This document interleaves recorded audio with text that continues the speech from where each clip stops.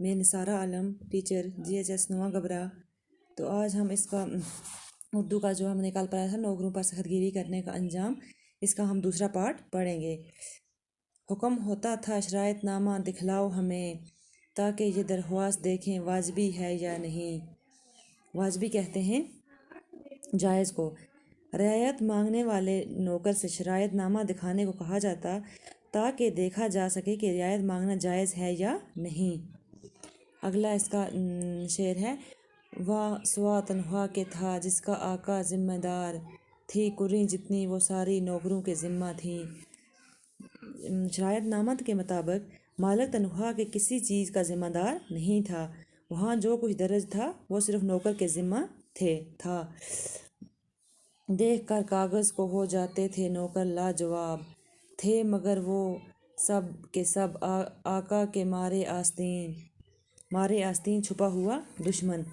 کاغذ دیکھ کر بیچارے نوکر خاموش ہو جاتے، لیکن اندر اندر وہ آقا کے دشمن بن گئے تھے۔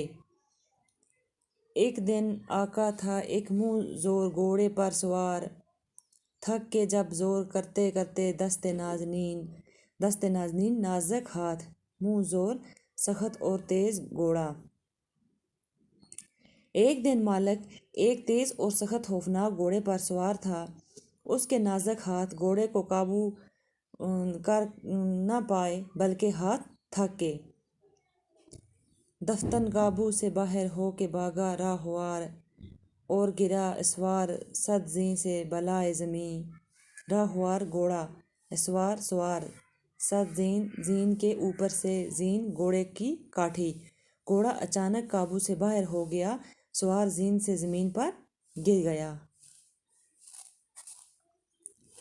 کی بہت کوشش نہ چھوٹی پاؤں سے لیکن رکاب کی نظر سائنس کی جانب کی ہو کر معین۔ آقا کا پاؤں رکاب میں پھنس گیا، بہت کوشش کی مگر پاؤں رکاب سے نہ نکل سکا۔ لاچار ہو کر آقا نے سائنس کی طرف دیکھا، نظروں سے کہہ رہا تھا میری مدد کرو۔ تھا مگر سائنس ایسا سنگ دل اور بے وفا، دیکھتا تھا اور ٹس سے مس نہ ہوتا تھا لعین۔ سنگ دل پتھر دل والا، جس کے دل میں نرمی نہ ہو، ٹس سے مس نہ ہونا، اپنی جگہ سے نہ ہلنا، پرواہ کرنا، لعین پھٹکارا ہوا۔ سائنس سخت دل اور بے وفا تھا، اس پر کوئی اثر نہیں ہوا، وہ اپنی جگہ سے نہیں ہلا، وہ لعین دیکھتا رہا۔ دور ہی سے تھا اسے کاغذ دکھا کر کہہ رہا، دیکھ لو سرکار اس میں شرط یہ لکھی نہیں۔ سائنس نے دور سے شرائط نامہ آقا کو دکھایا اور کہا، جناب اس میں یہ شرط لکھی ہوئی نہیں ہے کہ جب تم گھوڑے سے گر کر رکاب میں پھنس جاؤ گے تو مجھے آپ کو بچانا ہوگا۔ یہ شرط کاغذ کے مطابق ہمارے ذمہ نہیں ہے، اس لیے میں آپ کی مدد نہیں کر سکتا۔ یہ تھا نوکروں پر سخت گیری کرنے کا انجام۔ اب ہم اس کا خلاصہ بھی پڑھیں گے۔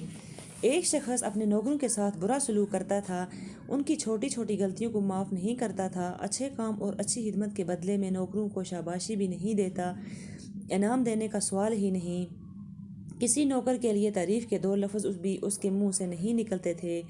ہر نوکر کے پاس ذمہ داریوں کا ایک اقرار نامہ رہتا تھا، جس میں نوکری کی شرطیں بھی درج تھیں۔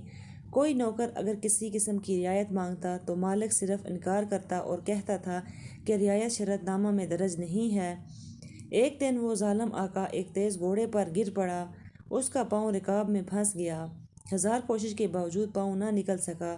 مجبور ہو کر سائنس کی طرف رحم طلب نظروں سے دیکھنے لگا، لیکن سائنس گھوڑے کا خدمتگار ٹس سے مس نہ ہوا۔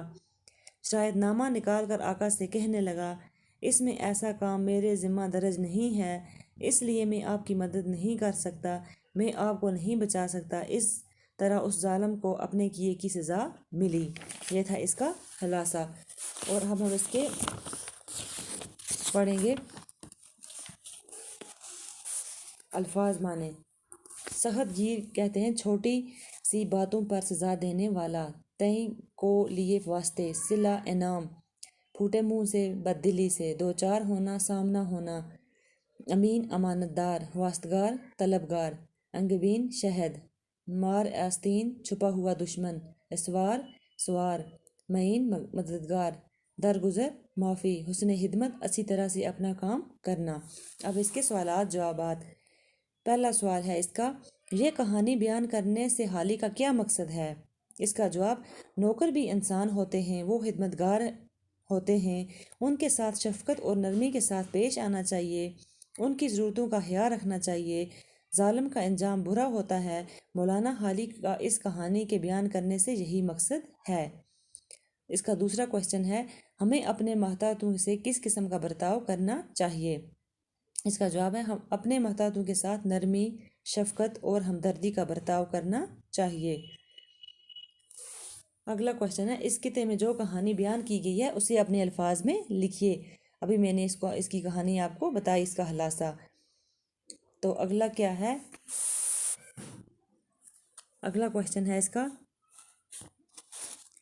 مندرجہ ذیل اشعار کو نثر میں بدلیں۔ تو اس کی بہت کوشش نہ چھوٹی پاؤں سے لے کر رکاب کی نظر سائز کی جانب کے ہوا آخر معین تھا مگر سائز ایسا سنگ دل اور بے وفا دیکھتا تھا اوٹس سے مس نہ ہوتا تھا لعین۔ اس کا ابھی ہم نے پیچھے پڑھی۔ تو آگے کیا ہے اس کا، اردو شاعری کے ایک کتاب کا نوٹ لکھیے، وہ بھی میں نے آپ کو بتایا ہے کتاب کا نوٹ۔ حالی کی حیات کا تذکرہ کیجیے، اس کے بارے میں بھی ہم نے پڑھا۔ حالی کے ادبی خدمات کا جائزہ لیتے ہوئے ان کا مقام متعین کیجیے۔ حالی کے بارے میں بھی ہم نے نوٹ پورا پڑھا ہے۔ تو بچوں، آپ کو یہ سمجھ آئی ہوگی، تو انشاءاللہ کل ہم دوسری نظم پڑھیں گے۔ شکریہ۔